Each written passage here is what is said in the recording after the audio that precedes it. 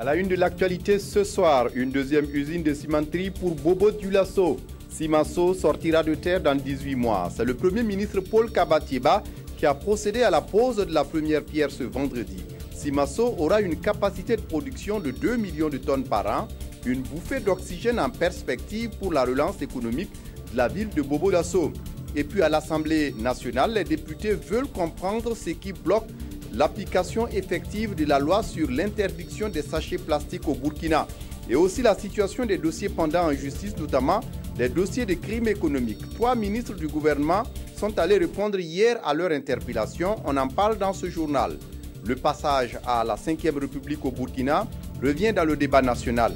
Qu'est-ce que le pays gagne en termes de renforcement de sa démocratie en mutant vers une nouvelle constitution? Quelles sont les limites de la constitution actuelle?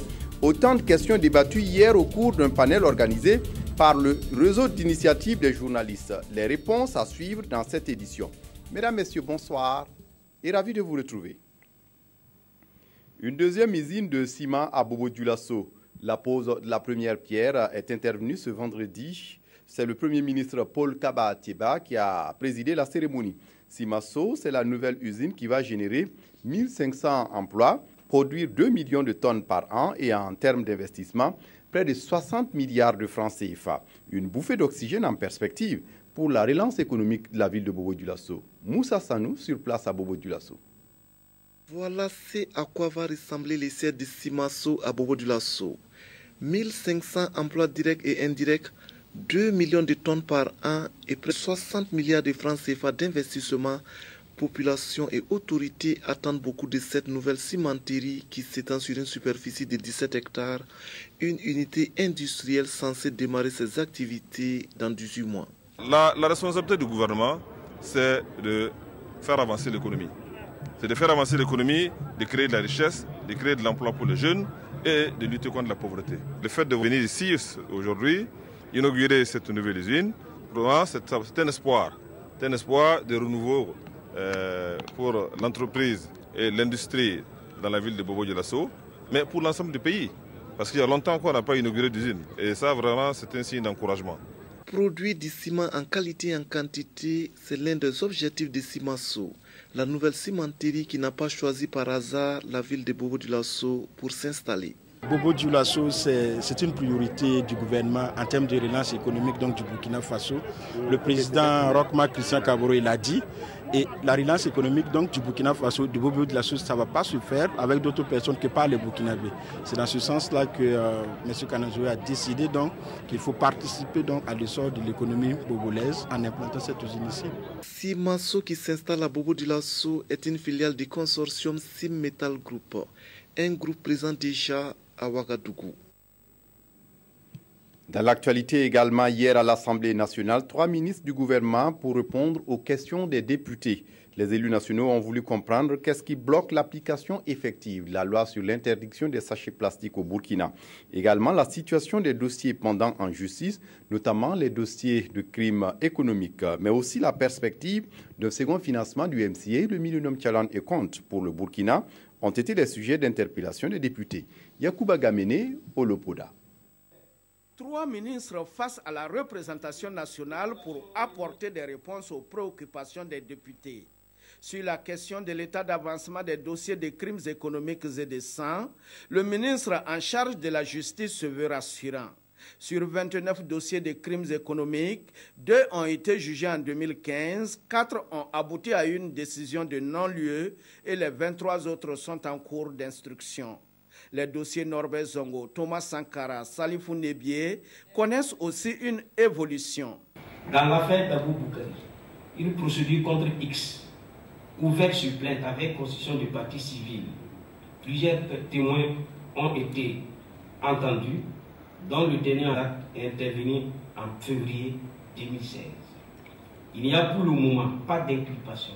Dans l'affaire Salifou Nebié, trouvé mort dans la nuit du 24 mai 2014, des auditions ont été faites et le juge d'instruction a fait un transport judiciaire pour visionner les caméras de surveillance. L'instruction se poursuit avec la collecte d'informations auprès de ses proches et ses relations. En ce qui concerne la réouverture du dossier d'assassinat de Norbert Zongo, Abdoulaye Nikema Diablassé, Blaise Ilgoudou et Ernest Zongo, cela est effectif et l'instruction suit son cours. Il y a eu des inculpations, des mises sous main de juge d'objets, des auditions de témoins et les investigations se poursuivent.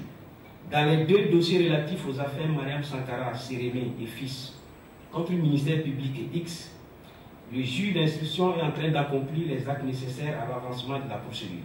23 personnes inculpées dans l'affaire de Yimdi, 75 personnes dont 33 en détention. Le dossier du coup d'État pour le ministre Bagouro, l'ensemble de ces dossiers avance normalement. Toutefois, l'hémicycle appelle le gouvernement à travailler vite et bien afin que tous ces dossiers aboutissent le plus tôt possible. La deuxième question est relative à la loi portant interdiction des sachets plastiques au Burkina Faso. Adoptée le 20 mai 2014, l'application de cette loi n'est pas visible sur le terrain et pourtant un projet de traitement et de valorisation des déchets plastiques d'un budget de plus de 5 milliards de francs CFA a été créé. Dans l'accomplissement de cette mission, le département de l'environnement a certes rencontré un certain nombre de difficultés que nous attelons à lever afin de rendre plus efficace l'application de la loi. Et parmi ces difficultés, on peut retenir le manque d'appareils de contrôle de la biodégradabilité en emballage, des emballages plastiques. Il faut noter qu'un appareil coûte 25 millions environ. Le manque de moyens logistiques pour organiser la collecte et l'enlèvement des déchets plastiques. Le manque de ressources financières. L'opération de collecte a été suspendue pendant longtemps sous la transition faute de budget. Il y a le manque d'infrastructures de stockage et de transformation des déchets plastiques et des emballages et sachets confisqués. La troisième question orale sans débat concerne le Millennium Challenge Corporation, un compact exécuté avec succès au Burkina Faso. Et le ministre en charge des Finances de rassurer ici la représentation nationale que le Burkina Faso est sur la bonne voie pour obtenir le financement d'un deuxième programme du MCC.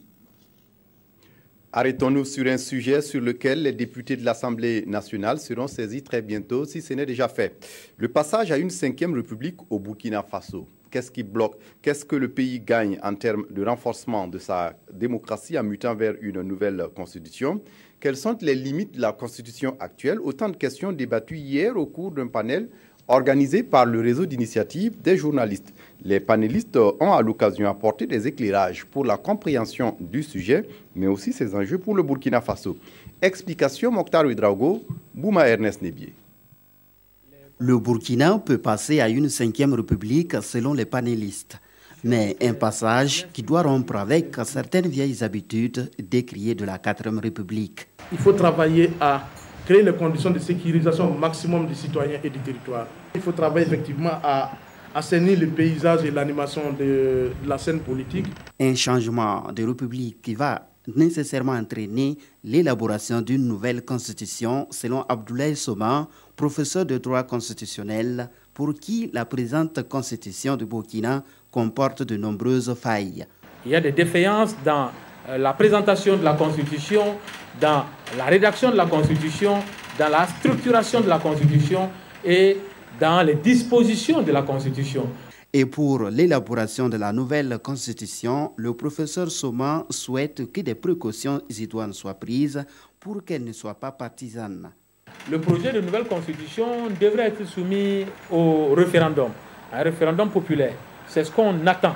Mais rien n'exclut que l'autorité politique puisse procéder autrement. On n'en sait jamais. Il y a un parlement qui existe déjà. On peut confier l'adoption de la nouvelle constitution au Parlement, ce qui serait à craindre dans notre contexte politique, étant entendu que nous savons déjà la coloration partisane du Parlement. Un panel qui a donné satisfaction à ses organisateurs. Dans l'ensemble, c'est satisfaisant et cela nous donne le courage d'organiser d'autres panels aussi qui ont trait à l'actualité. Selon le réseau d'initiative de journalistes riches, ce panel entre dans le cadre de ses activités hebdomadaires dont l'objectif est d'éclairer les journalistes sur les sujets majeurs qui font l'actualité au Burkina. En attendant que les députés soient saisis de cette question, les députés fidèles à leur mission de contrôle de l'action gouvernementale, une délégation de parlementaires a séjourné ce 27 mai dans la région du Centre-Nord pour une visite des réalisations financées par le budget de l'État. Ces parlementaires veulent en savoir davantage sur l'utilisation des ressources publiques dans la mise en œuvre du programme national de gestion des terroirs phase 3. Mathias Trabo, Issa Lankwande ont suivi les députés pour nous. Leur témoignage en images et en commentaires. La représentation nationale joue son rôle de contrôle et de surveillance des finances publiques. Une mission est ici dans la région du Centre-Nord sur les traces des réalisations des délégations spéciales régionales et communales Akaya, Piscila, Boussouma et Korsimoro.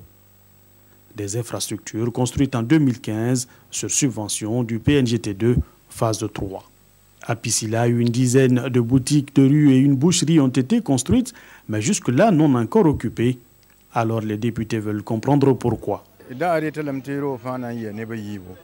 Nous n'avons toujours pas occupé les lieux parce qu'il y a quelques difficultés. Chaque bloc est prévu pour accueillir 2 bouchers et cela pose problème.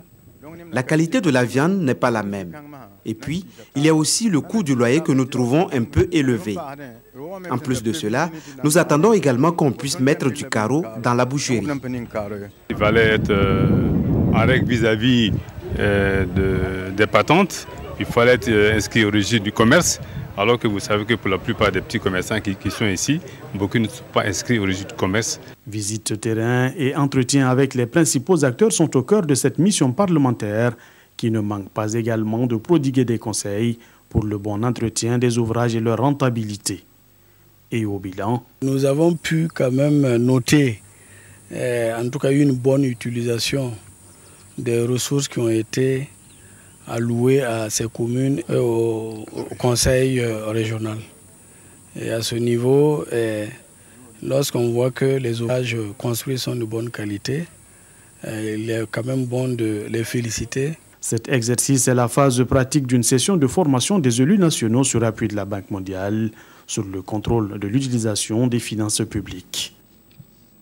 Visiblement, des députés burkinabés qui ne chôment pas. Une autre mission était toujours ce 27 mai à Bagré pour la même cause. Ce sont là des projets financés par la Banque mondiale pour le compte du gouvernement burkinabé. Les députés ont pu mesurer l'impact des projets conduits sur le site du pôle de croissance de Bagré au profit des communautés. Moukounda Biré. La commission des finances et du budget de l'Assemblée nationale à l'exercice du contrôle de l'action gouvernementale au pôle de croissance de Bagré. Les parlementaires veulent s'imprégner des conditions d'exécution des différents projets financés par l'argent public. Première étape de la visite, le chantier Chaban. Ici, c'est un canal de drainage d'eau qui est en cours de réalisation. Un projet financé à plus de 18 milliards de francs CFA par la Banque mondiale. Mais 7 mois après le lancement, les travaux piétinent. Seulement 14% du taux d'exécution. Et les députés veulent comprendre les motifs de ce retard. Le taux d'exécution actuellement est de l'ordre de 14,40 pour le lot 2, c'est-à-dire attribué à la société Chaban et compagnie, et 13,20 pour le lot 1 attribué au groupement CGE-SNCE. Pour un délai d'exécution consommé de 7 mois sur 18, vous remarquez qu'il y a une disproportion entre le taux d'exécution et le délai consommé. Mais cela se comprend par le fait qu'on a des difficultés techniques qui ont fait qu'on est obligé de suspendre d'abord, dans un premier temps, les travaux pour reprendre les études d'exécution. Et c'est au fur et à mesure qu'on délivre les plans d'exécution aux entreprises pour qu'ils puissent travailler. Les parlementaires ont ensuite visité la bananeraie des Xavier Zidouemba, une exploitation à haut rendement d'environ 50 tonnes à l'hectare. Puis la rizière de Mahmoud Ouelgo et le marché à poissons de Bagré. À chacune des étapes, les députés ont encouragé les exploitants et ont promis de légiférer en faveur du financement des microprojets. Le rôle du député, c'est consentir l'impôt, voter la loi et contrôler l'action du gouvernement. C'est déjà le contrôle de l'action du gouvernement que nous sommes venus effectuer comme ça. Maintenant, Nous sommes maintenant sensibles aux problèmes qui ont été posés et vous savez que tous les prêts qui sont contractés doivent être ratifiés par l'Assemblée. Nous serons plus sensibles et plus regardants chaque fois qu'il y aura un projet de prêt à ratifier. Pour la Banque mondiale, Bagré-Paul est un cas d'école, d'où la nécessité d'une synergie d'action entre bailleurs de fonds et parlementaires en vue d'une utilisation rationnelle des finances publiques dans les projets et programmes de développement. Si ces projets ont pour objectif premier de réduire la pauvreté des communautés bénéficiaires, ils pourront s'inspirer de l'exemple d'un projet conduit par la FAO et qui vise la valorisation des produits forestiers non ligneux. Il s'agit à travers ce projet d'apporter l'assistance aux ménages vulnérables victimes de malnutrition et des chocs climatiques. Après 4 ans de mise en œuvre, le projet est arrivé à son terme. Et ce vendredi, la FAO a convié ses partenaires pour un atelier de capitalisation. On fait le point avec Jean Zongo et Abdelaziz Yadibou. La valorisation des produits forestiers non ligneux, un moyen pour venir à bout de la malnutrition et amortir les chocs climatiques et économiques dont sont victimes les ménages vulnérables. 4 ans durant, la FAO, appuyée financièrement par la coopération suisse, a exploité ce créneau au bénéfice des populations de 13 provinces du Burkina. Au bilan, de nombreux acquis, tels la réalisation d'infrastructures économiques pour promouvoir la chaîne de production et le circuit de commercialisation des produits forestiers non ligneux. L'entretien et la rentabilité de ces infrastructures sont justement au centre de la présente réflexion. Nous avons atteint des résultats probants. Dans certains domaines, nous avons même fait plus que ce qui était prévu. Nous avons mis en place des unités de production de beurre de qualité, des unités de production de miel, des unités de production de savon. Et ces unités existent. Non seulement nous avons construit des locaux, nous avons équipé ces locaux en équipement et nous avons fait de la formation pour les bénéficiaires. Au regard des défis encore énormes, le Bureau de la coopération suisse promet de mettre encore la main à la poche. Au vu des résultats probants et satisfaisants, le bailleur a décidé de financer une deuxième phase. Nous sommes maintenant en train de préparer la formulation du document de projet de cette deuxième phase. La première phase de ce projet, qui a vu la réalisation de plusieurs jardins nutritifs dans les provinces concernées, un enseignement majeur est à retenir selon le représentant de la FAO. Il faut sortir du schéma des plantations classiques pour aller vers des systèmes de gestion durable des ressources pourvoyeuses de produits forestiers. Dans la région du centre-sud, le phénomène du mariage des enfants est inquiétant et compromet l'avenir de milliers de jeunes filles. Elles sont exposées aux grossesses précoces, mais aussi aux fistules obstétricales, aux violences physiques et morales, si ce n'est la non-scolarisation ou la déscolarisation, tout simplement. On peut s'autoriser un espoir avec la campagne régionale de plaidoyer sur l'abandon de la pratique. Débutée le 15 avril dernier, la campagne vient de boucler ses activités ce 29 mai à Signé-Kiré, une commune du Zundouego, avec un bilan satisfaisant. Surtout qu'une quarantaine de filles viennent d'être sauvées du mariage des enfants. Amadou Ilboudo, Mounira Kiré. Lancée le 15 avril dernier à Manga par l'AFEDEB, l'association Femmes, Environnement et Développement du Burkina, la campagne régionale de plaidoyer pour l'abandon du mariage des enfants dans la région du centre-sud referme ses portes. Une occasion pour dresser le bilan. Un bilan qui fait état d'une quarantaine de jeunes filles sauvées du mariage précoce. Lors des sessions, nous avons senti en tout cas une mobilisation et un engagement de tous les acteurs, les responsables coutumiers, religieux, les parents d'élèves, les associations, en tout cas à relayer ces informations. Nous avons atteint en tout cas notre objectif. Il y a plus de 40 filles qui ont été sauvées par cette campagne avant même la fin. Et que grâce à cette campagne, ces filles ont été libérées et vont pouvoir choisir librement leur mari. C'est aussi le lieu de rendre hommage aux leaders religieux et coutumiers qui ont activement contribué à lutter contre le mariage des enfants. Un engagement fort de tous les acteurs et je pense qu'à partir de cette campagne, nous allons pouvoir diminuer et au mieux éradiquer ce phénomène de pratique du mariage forcé dans notre région. La campagne a duré 42 jours. Mais selon les initiateurs, la sensibilisation se poursuit, car leur objectif, c'est de parvenir à éradiquer le mariage précoce dans la région du Centre-Sud. Si des jeunes filles se voient obligées d'être mariées avant l'âge, d'autres par contre vont au mariage parce qu'elles remplissent les conditions. Et un salon existe à Ouagadougou pour accompagner les futurs mariés dans leur souhait d'organiser des mariages inoubliables. Le Salon international du mariage de Ouagadougou est à sa 4e édition et s'achève ce 29 mai. Mais avant la clôture, le salon a organisé un concours de beauté pour les femmes à forte corpulence. Konsoum Koulibaly et Aruna Maré étaient à la soirée dédiée à cette manifestation. Compte rendu. Avec son 1m72 et ses 95 kg de masse corporelle, Stéphanie Tiendrebego est la Miss Ronde 2016 du Burkina Faso.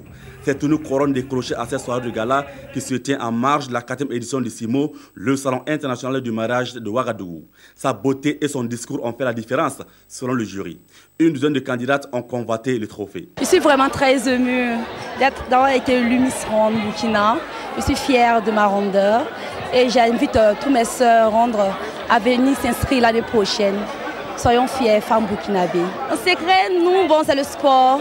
Je pratique beaucoup le sport pour maintenir mes rondeurs, voilà, pour être en pleine forme. Je veux en sorte que le métier de mannequinat soit aussi ouvert aux femmes rondes. Isabelle Foro a été désignée première dauphine. Yasmine Bara, elle, repart à la fois avec le prix de la Miss Ronde du public et celui de la 2e dauphine.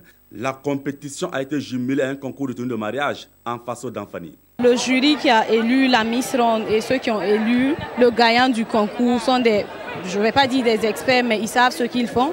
Et je pense que dans l'ensemble, tout le monde est satisfait. Après avoir écouté les uns et les autres, bon, je ne peux que me réjouir. Chez les créateurs de mode, M Fashion du Bénin remporte le premier prix d'une valeur de 300 000 francs CFA offert par le ministère en charge de l'économie et des finances. Le CIMO 2016 referme ses portes ce dimanche. Taïrou Bari, dans l'est du Burkina, le ministre de la Culture et du Tourisme s'est rendu dans l'après-midi de ce 27 mai sur plusieurs sites touristiques de la région, parfois chargés d'histoire et de valeurs culturelles. Des sites qui méritent d'être aménagés pour plus de visibilité, comme la colline sacrée du Nalambou. 4 ambassadeurs étaient également de la partie, question de mieux appréhender l'immensité de la richesse culturelle du Burkina Faso. Désiré Ilboudo, Lambert Soma. Au campement de chasse Yentangou de Namungu, le ministre a pu voir les investissements réalisés par le promoteur depuis 1997. Vous savez, à chaque fois il y a une visite, c'est dommage que les visites sont toujours pressées, on a d'autres programmes, etc. Mais j'espère avec la culture, on peut faire beaucoup de choses avec le ministère de la Culture. Le cap a ensuite été mis sur le site du Baobab sacré de Fada, où le roi Yendabili serait monté avec un cheval. Autre point fort, la visite de la colline sacrée du Nalambou, qui abrite l'un des plus grands fétiches de Goulmont et qui voit passer plus de 3000 visiteurs par an selon le guide. Vous avez vu au niveau de la colline du Nalambou, qui est un site sacré, chargé à la fois d'histoire et de symboles. Il est important qu'on puisse penser à la promotion d'un tel site. On a vu également le Baobab qui fait partie de l'histoire de la région. Plusieurs diplomates ont également fait le touriste à cette occasion. J'ai trouvé quelques points communs entre le Japon et la région de l'Est, à savoir les populations de la région de l'Est respectent la nature. Alors au Japon, nous avons la même considération pour la nature. Selon le ministre Taïrou Bari, des mesures tendant à conserver et à valoriser ces sites seront annoncées en temps opportun. Au Prytanée militaire du Kadiogo PMK, le lieutenant-colonel Boukari Bagian cède sa place au colonel-major Ismaël Diawari pour la direction de l'école. La passation de charge est intervenue ce samedi matin même à Kambouensé, à la périphérie de la capitale burkinabé, en présence de Nathalie Sawadou. Vous reconnaîtrez désormais pour chef le chef de bataillon Diori K. Ismaël, ici présent. Il y a 17 ans, le chef de bataillon Ismaël Douari quittait l'école du Prytanée militaire du Kadiogo comme nouveau bachelier. Il revient cette fois-ci en tant que nouveau commandant de l'école. Nommé par décret présidentiel le 4 avril dernier, il prend officiellement les commandes du Prytanée militaire du Kadiogo ce jour 28 mai 2016. Le Prytanée militaire de Kadiogo, c'est 60 années d'histoire, 60 ans d'excellence au service de la formation des futurs cadres du Burkina Faso, mais également donc des futurs cadres de pays amis qui nous font donc l'honneur de nous confier leurs élèves. Évidemment, nous avons le devoir de continuer donc ce travail d'excellence. Il place son mandat dans la continuité des réformes pour prendre en compte les nouvelles réalités des forces armées nationales, partant de là, les nouvelles réalités du Burkina Faso. Quant au commandant sortant, lui apprécie positivement son mandat de 1 an passé à la tête de la structure. Le bilan que je peux faire est un bilan satisfaisant, dans la mesure où hier nous avons fait la cérémonie de clôture de l'année scolaire. Et nous avons un taux de passage estimé à 98%, un taux de succès à 100% au niveau des examens militaires, en attendant donc les examens du BEPC et du baccalauréat. Le tout nouveau commandant du PMK est titulaire d'un master en sciences et arts militaires. Il a la médaille d'honneur militaire et celle du chevalier de l'ordre national. Les patrons de presse écrite privée au Burkina Faso sont réunis à Léo dans la Sicile depuis hier pour l'Assemblée générale de la CEP, la Société des éditeurs privés. Pour l'occasion, ils réfléchissent aux défis de l'entreprise de presse privée au Burkina. Oumou Sissé pour les détails. Quelle perspective pour élever les défis qui s'imposent aux entreprises de presse privée? La question réunit ici les acteurs du domaine depuis ce samedi 28 mai à Léo. Dans la capitale de la Sicile, ces professionnels de la presse privée vont passer en revue leur rôle dans la gouvernance politique et économique au Burkina Faso. Ce que nous avons connu durant ces dernières années, mais également la maturité du peuple burkinabé sur ces questions que sont les questions politiques et les questions économiques, viennent essentiellement du travail de la presse, au départ privée, aujourd'hui relayée donc par la presse de service public. Donc il faut féliciter ces journaux. En une année de présidence, Loukman Sawadogo et les membres de son bureau ont engrangé des acquis. Lors de la suspension par le CSC des émissions interactives, on a pris part de façon active et significative à la lutte. Nous avons aussi été ceux qui ont fait un peu plus de pression sur le CSC pour que la loi dite de 90 jours qui nous interdit de couvrir les activités politiques 90 jours avant la campagne ne soit pas mise en exécution. Nous avons aussi été de la lutte par rapport aux amendes liées, n'est-ce pas, à la diffamation. En dépit de ces acquis, des difficultés freinent le développement des entreprises de presse privée.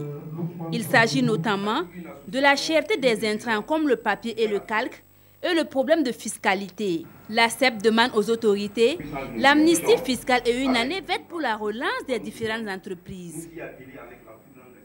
En religion, l'Église catholique a organisé un pèlerinage pour les personnes en situation de handicap. Une occasion pour ces personnes de célébrer la gloire de leur Seigneur et aussi se sentir entourés et respectés dans leurs différences. C'est le cardinal Philippe Ouédraogo qui a officié la messe pour la circonstance. Il a insisté dans son homélie sur le devoir du croyant d'éviter la stigmatisation des personnes handicapées. Gérard Sommet, Ramatouzida. Situation de handicap en pèlerinage ici au sanctuaire marial de la cathédrale de Ouagadougou. À l'instar du pèlerinage de Yagma dédié aux bien portants, l'Église veut donner l'occasion aux personnes vivant avec un handicap de communier ensemble et avec Dieu. Assis sur leurs engins, des bancs ou à même le sol, peu importe la position. Les regards sont portés vers l'orateur, attentif au message qui leur est adressé. Les pèlerins du jour ont chanté et dansé pour exprimer leur reconnaissance au Tout-Puissant.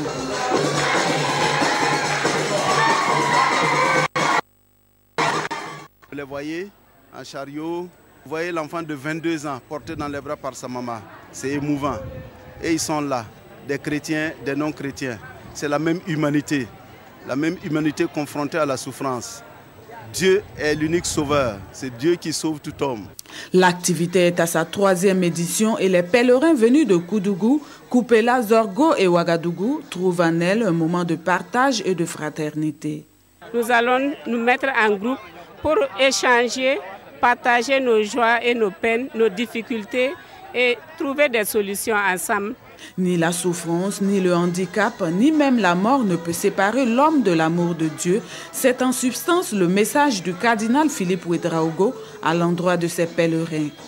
Un message adressé également aux fidèles chrétiens car selon lui, tous devraient avoir de l'estime pour les personnes vivant dans la souffrance et œuvrer un tant soit peu à soulager leur peine. En sport, football, les étalons en regroupement dans la banlieue parisienne s'entraînent pour le match contre les îles Comores la semaine prochaine. Ce week-end, ils se sont entraînés sur la pelouse naturelle de Noiselle. Une revue de troupes marquée par la blessure d'Alain Traoré, Urbain Sommet, Jérôme Trambirbeau. Avec l'arrivée de Mohamed Kofi, Daouda Diakité, Eric Traoré, Banou Diawara et Patrick Malo, Paulo Duarte a entamé son entraînement sous une fine pluie avec 19 étalons. Une aubaine pour mettre l'accent sur les déplacements et le travail devant les buts.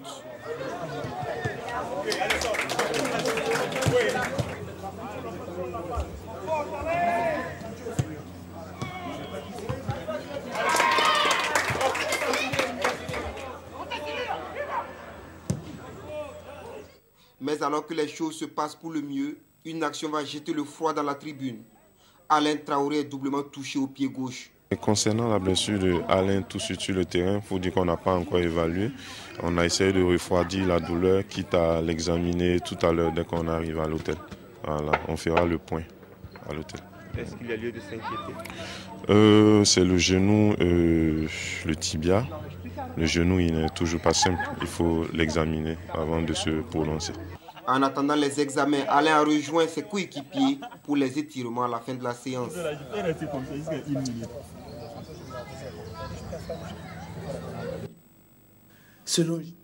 Et puis pour terminer, pour refermer ce journal, la revue de presse des hebdos de la semaine avec Abdourahmane Zongo. Selon Gigi, le journal de jeudi, l'hebdomadaire satirique, ces élections sont un pas en avant, 2 pas en arrière. Le miracle de 60% à la présidentielle législative n'est pas au rendez-vous et ce taux famélique de 47% selon le journal est synonyme de recul démocratique.